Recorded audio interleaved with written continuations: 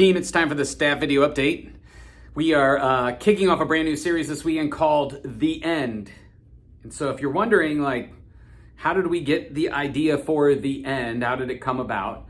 As people come back to church for summer vacations and all of that, we want to kind of inspire them towards the mission that God has for us.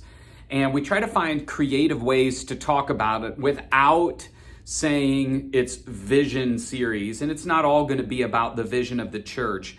But this series, every August, we are trying to find creative ways to put in front of our entire church that God has something for us in the time in which we live, in the community in which we live, through the lens of the local church to make an eternal difference. Like the only thing we can take with us into heaven is the relationships or the people that come along with us. That's like the most important thing. And so we are going to talk about something that I think is on people's minds, according to our campus pastors and kind of our broader, some of the leaders that are around the church. I've asked them, what do you think people are interested in hearing about? What do you think we should talk about? And so over the next few weeks, we are going to be unpacking what happens at the end of your life and what do we need to do now that will be important then? And what should we be paying attention to with the end of the world? What did Jesus teach about these things? And we'll be mentioning a little bit of Revelation as well, but talking through some of that. And so what difference does that make today? And then we'll be talking about what can we look forward to in heaven at the end of the series, the final week. So it'll be 5 weeks. I'll kick the series off. In week 2, I'm headed to Elevate Erie because they have a leadership transition taking place. And so I want to be there as an overseer to help celebrate and just be present for that significant leadership transition, a founder to the next generation. So Will be stepping in as a lead pastor of that church that weekend. So Andy will be filling in, which is a lot of reps for Andy. Some of that's intentional, just trying to give him the opportunity to get just a little bit more frequency here through the summer.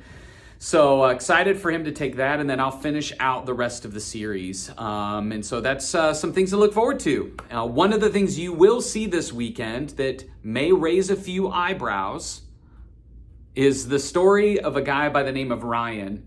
Ryan died twice or went into cardiac arrest twice on Super Bowl Sunday, 2023. And so he's going to tell his story, and he also had some what you would classify as a near-death experience or like an out-of-body experience during that time that when you listen to it, if you've never heard about near-death experiences, are a little unnerving, confusing. It's weird. There is a whole book called Imagine Heaven where the author John Burke walks through a lot of the medical research around that. I talk about that in the Imagine Heaven series. So remember that series. If you want to know more, you can point people to that on our website. I think it's the January of 2021. I think Casey can add the link to the email that gets sent out to all of you. But he's going to be telling a bit of his story, and it's kind of like far from God, now on fire for God kind of story. And yes, his story is still in process. He has got a lot to learn, and God's doing a lot in his life. And so but the one consistency is he was right there on death's door, and that experience, the end, that kind of end of his life experience, God has used to radically change his life. And my point this weekend is going to be, we just don't often think about that. And so I'm going to be leveraging his story to help hopefully inspire people to be thinking about the end of our physical life and what that means for eternity. So be prayerful about that. I'm going to be presenting the gospel and talking about the 2 potential outcomes that we can find ourselves in this weekend, and pray that God would use it to help inspire people's faith. And at the same time, protect from those who may feel like this is a little sketch. So that's what we have to look forward to. And then next week, we have the Global Leadership Summit. And so this is, we're about a week away. I know the team's getting ready for that. I'm excited to experience that with all of you and anticipating some of the ways God's going to level up or grow my leadership in this season. So those are the things that I think are kind of important for me that I'm paying attention to, that I wanted to pass on to all of you.